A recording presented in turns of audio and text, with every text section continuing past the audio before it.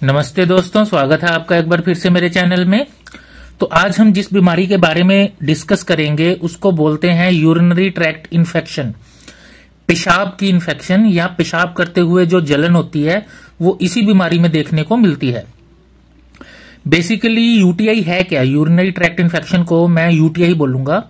UTI क्या है? जो हमारा पेशाब का रास्ता है उस रास्ते में कहीं भी इन्फेक्शन हो जाए, बैक्टीरियल इन्फेक्शन हो जाए, उसको हम यूटीआई बोल देते हैं। तो इसके लिए हमें पेशाब का रास्ता पता होना जरूरी है। तो ये है किडनी, जो हमारी गुर्दे होते हैं, वो किडनी हमारे खून को फिल्टर करके उसमें से पेशाब को अलग कर देती है। तो वो किडनी जो पेशाब बनाती है वो छोटी दो पाइपों में, जिसको हम यूरेटर बोलते हैं, उसके जरिए हमारे यूरिनरी ब्लैडर में चला जाता है, जिसको हिंदी में मसाना भी बोलते हैं। यूरिनरी ब्लैडर में वो यूरिन स्टोर रहता है और जब भी हम बाथरूम करने जाते हैं, सुसु करने जाते हैं, तो यूरेथ्रा के जरिए मेल और फीमेल अपना यूरिन पास आउट करते हैं। तो इन पार्ट्स में किडनी की, यूरेटर की, ब्लैडर की या यूरेथ्रा की कहीं भी इन्फेक्शन हो जाए उसको हम यूटीआई बोलते हैं। इन जनरल जो हमारा बाथरूम होता है वो स्टेराइल होता है, बिल्कुल साफ होता है, उसमें कोई बैक्टीरिया नहीं होता। लेकिन जब यूटीआई हो जाता है तो बाथरूम में बहुत सारे बैक्टीरिया, पस सेल्स देखने को मिलते हैं। जो ये यूटीआई है ये बहुत ज्यादा कॉमन पाया जाता है हर एज ग्रुप में, छोटे बच्चों में भी और खास करके बूढ़े लोगों में भी।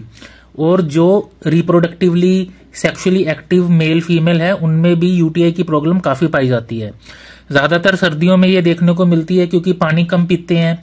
फीमेल्स में ये चीज कॉमन है। क्यों कॉमन है? क्योंकि फीमेल में जो यूरेथ्रा होता है, जो आउटर पार्ट होता है मसाने से जो यूरिन को बाहर लेके आता है, वो छोटा होता है। और दूसरी बात है, फीमेल्स का जो आउटर ओपनिंग है वो एनल एरिया के करीब होती है, तो क्रॉस इन्फेक्शन का खतरा रहता है।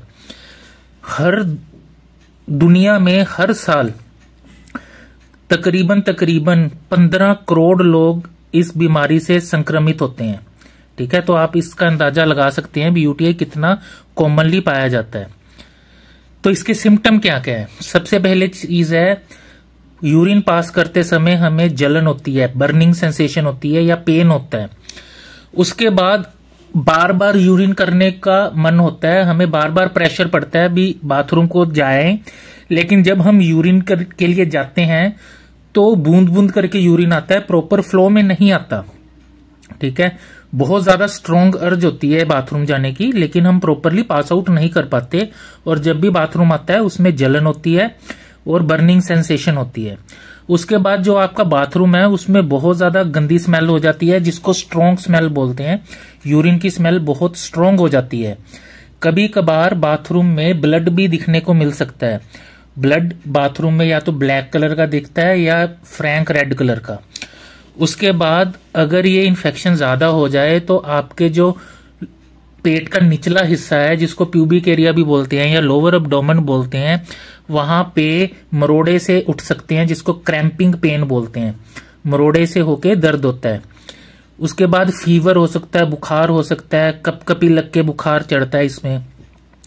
अगर बहुत ज्यादा इन्फेक्शन हो जाए, किडनी तक चली जाए, तो लोअर बैक में यानी कि पीठ में लोअर साइड पे दर्द भी हो सकता है। अच्छा, ये तो मेल्स के सिम्टम, ये तो मेल और फीमेल, जो यंग मेल और फीमेल है इनमें सिम्टम है।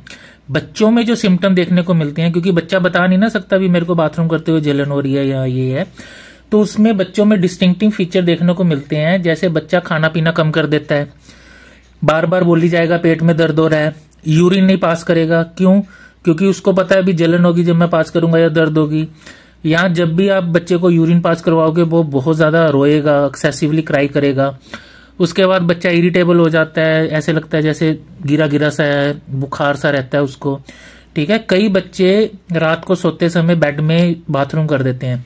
इसका एक कारण यूटीआई भी हो सकता है। तो आप छोटे बच्चों में ये ध्यान रखिए। अगर छोटे बच्चों में ये सिम्टम आपको बार बार देखने को मिल रहे हैं तो डॉक्टर से चेक जरूर करवाइए, कहीं उसको यूटीआई तो नहीं है। यही सिम्टम्स इस पिक्चर में दिखाए गए हैं। बाथरूम करते हुए दिक्कत आनी, बुखार, कोई बाथरूम में बहुत ज्यादा स्ट्रॉन्ग स्मेल आनी, आपका बाथरूम बिल्कुल क्लाउडी सा हो जाता है। वैसे तो जो बाथरूम होता है वो साफ होता है जैसे पानी की तरह, लेकिन जब यूटीआई होता है तो बहुत कलर उसका डार्क हो जाता है और उसमें फ्लेक्स से आ जाते हैं। ठीक है, वो क्लाउडी सा हो जाता है बाथरूम, और उसके बाद पेन होता है, ठीक है, ये सारी चीजें आप इस पिक्चर में देख सकते हैं। अच्छा, इसके रिस्क फैक्टर क्या क्या हैं, कब जोखिम ज्यादा होता है भी यूटीआई के समस्या हो सकती है। पहली बात, अगर आप पानी कम पी रहे हैं, गर्मियों में भी सर्दियों में भी, गर्मियों में बॉडी से पानी का लॉस ज्यादा होता है, सर्दियों में हम पानी पीते कम है, ठीक है। दूसरी चीज है, अगर आप अपने जेनिटल एरिया को, अपने गुप्त अंगों को साफ नहीं रख रहे हैं, उनको ड्राई नहीं रख रहे हैं।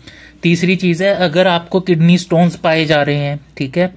चौथी चीज है, जैसे मेल्स में अगर प्रोस्टेट की दिक्कत आ रही है आपको, जो गदूद होते हैं अगर आपके वो बड़े हुए हैं, या गदूद में इन्फेक्शन है, सोजिश है, उनमें भी यूटीआई देखने को मिल सकता है। जिन बच्चों में क्रोनिकली कॉन्स्टिपेशन रहती है, जिनमें क्रोनिक ज्यादा कब्ज रहती है, उनमें यूटीआई देखने को मिल सकता है। कुछ पेशेंट्स होते हैं जो हॉस्पिटल सेटिंग्स में, जिनको पेशाब की नली पड़ी होती है, जिसको यूरिनरी कैथेटर बोलते हैं, उस केसेस में यूरिनरी ट्रैक्ट इन्फेक्शन होने के चांसेस बहुत ज्यादा रहते हैं। इसके बाद अगर आपका इम्यून सिस्टम वीक है, वो कैसे, अगर मान लीजिए आप डायबिटिक हैं, आपको शुगर है, मधुमेह का रोग है, या आपकी दवाइयां ऐसी चल रही हैं जैसे कीमोथेरेपी वगैरह हो गई, या इम्यूनोस्प्रेसेंट हो गई। उसके बाद जैसे प्रेगनेंसी भी एक ऐसी स्टेट है जहां पे आपका इम्यून सिस्टम वीक हो जाता है। इसके बाद सेक्सुअल इंटरकोर्स के बाद भी यूटीआई की प्रॉब्लम देखने को मिलती है। इसके बाद लास्टली जो पेशेंट्स होते हैं स्पाइनल कॉर्ड इंजरी के पेशेंट्स में यूरिन ट्रैक्ट इन्फेक्शन काफी कॉमनली देखने को मिलती है, क्योंकि वो अच्छी तरह से खड़ा नहीं हो सकते बंदे, या वो अपनी साफ सफाई अच्छी तरह से नहीं कर सकते, उनको क्रोनिकली कॉन्स्टिपेशन भी रहती है, ठीक है। इसके बाद है, इसका डायग्नोसिस कैसे करते हैं, कौन कौन से टेस्ट हैं जो हमें करने चाहिए जिससे यूटीआई की समस्या का पता चलता है। सबसे पहली चीज है सीबीसी, कंप्लीट ब्लड काउंट बोलते हैं हम जिसको। इससे क्या पता चलता है भी यूरिन में इन्फेक्शन जो फैली हुई है उस ब्लड में तो नहीं आ रही है, आपके डब्ल्यूबीसी राइज हो जाते हैं। अगर आपके डब्ल्यूबीसी राइज हैं, यूरिन में जलन हो रही है, मतलब वो इन्फेक्शन ज्यादा सीवियर हो रही है। इसके बाद मोस्ट कॉमनली जो टेस्ट यूज किए जाते हैं वो है यूरिन रूटीन। आप छोटे से डिब्बे में यूरिन का सैंपल देते हैं तो माइक्रोस्कोप के अंडर एग्जामिन करता है। उसके बाद है यूरिन कल्चर सेंसिटिविटी और रीनल फंक्शन टेस्ट। आगे बढ़ने से पहले मेरी आपसे रिक्वेस्ट है, आप सभी से, जिन जिन लोगों ने मेरा चैनल सब्सक्राइब नहीं किया हुआ, प्लीज आप मेरे चैनल को सब्सक्राइब कीजिए। ये पिक्चर देखिए आप, इस यूरिन रिपोर्ट की पिक्चर है जो नॉर्मली हम यूरिन टेस्ट करवाते हैं, रूटीन यूरिन, उसकी एक रिपोर्ट ऐसी होती है, ठीक है ना। इसमें जो देखने वाली चीज होती है, एक तो जो पस सेल हैं और एपिथेलियल सेल हैं, ये बड़े हुए होते हैं यूटीआई केसेस में। दूसरी चीज है, एक ल्यूकोसाइट एस्ट्रेज एंजाइम होता है, वो भी यूटीआई केसेस में पॉजिटिव होता है, ठीक है। बाकी मैं एक सेपरेट वीडियो बनाऊंगा कभी, जो यूरिन रिपोर्ट है रूटीन की, उसको कैसे एग्जामिन करना है। इसके बाद है कल्चर सेंसिटिविटी की रिपोर्ट। अब इसको कैसे पढ़ना होता है, देखिए, या तो आपको पॉजिटिव नेगेटिव में लिखा होगा, लेफ्ट साइड पे तो आपकी एंटीबायोटिक्स लिखी हुई हैं, भी कौन सी एंटीबायोटिक्स आपकी इस इन्फेक्शन में काम करेंगी।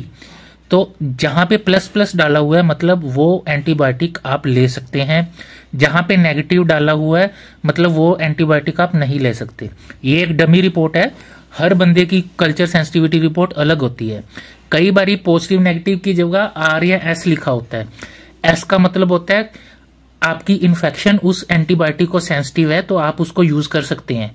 आर का मतलब होता है आपकी एंटीबायोटिक उस इन्फेक्शन में काम नहीं करेगी, रेजिस्टेंस है। इसके बाद इसका ट्रीटमेंट क्या है।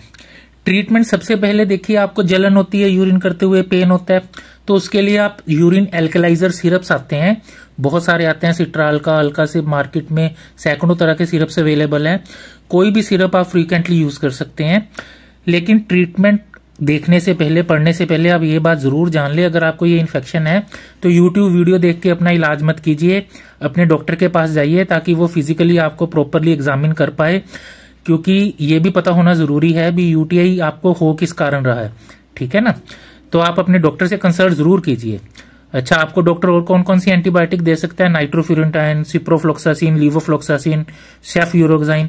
लेकिन एंटीबायोटिक लेने से पहले सबसे ज्यादा जरूरी है कि आप अपना यूरिन रूटीन और यूरिन कल्चर का सैंपल दे दें।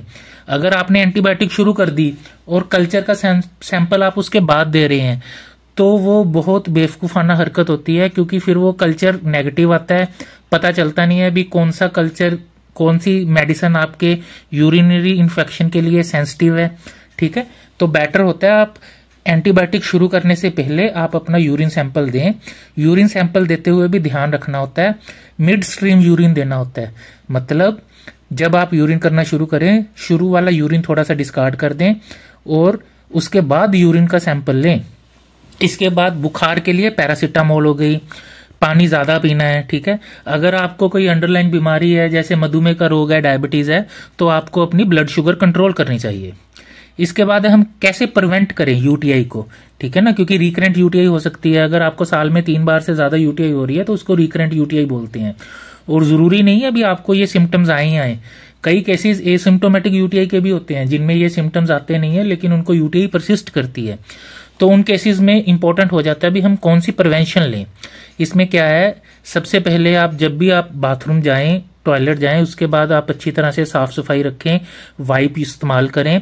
और जो वाइप इस्तेमाल करने की डायरेक्शन है खास करके फीमेल्स में, वो आगे से पीछे की तरफ करनी है, पीछे से आगे की तरफ नहीं करनी है। ठीक है ना, उसके बाद अपने जेनिटेलियर एरियाज को, प्राइवेट एरियाज को साफ रखें, ड्राई रखें, ज्यादा से ज्यादा पानी पिएं ताकि आपको ज्यादा से ज्यादा बाथरूम आए और आपकी इन्फेक्शन फ्लश आउट हो सके।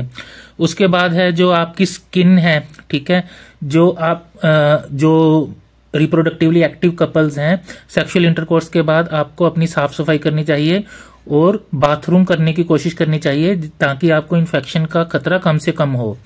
उसके बाद आपको कभी अपना बाथरूम रोक के नहीं रखना चाहिए। जब भी आपको मौका मिले, टाइम मिले, तो आपको अपना बाथरूम पास आउट कर देना चाहिए।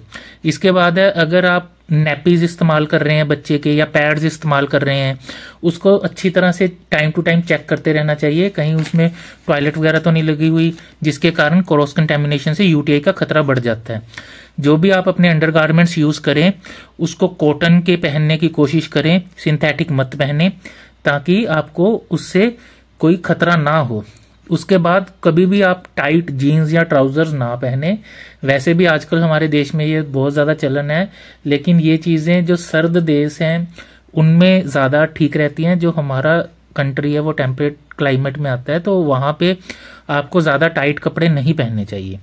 ठीक है, तो लास्ट में आपको यही बोलूंगा भी आप ज्यादा से ज्यादा पानी पियो, अपना साफ सफाई रखो। अगर आपको इन्फेक्शन हो रही है तो डॉक्टर को एक बार जरूर चेक करवाओ, कभी भी सेल्फ मेडिकेशन ना करो। अगर आपको ये वीडियो अच्छी लगी मेरी, अगर आपको इस वीडियो से फायदा हुआ तो इस वीडियो को ज्यादा से ज्यादा शेयर कीजिए, मेरे चैनल को सब्सक्राइब कीजिए, इस वीडियो को लाइक कीजिए। Thank you, thanks a lot.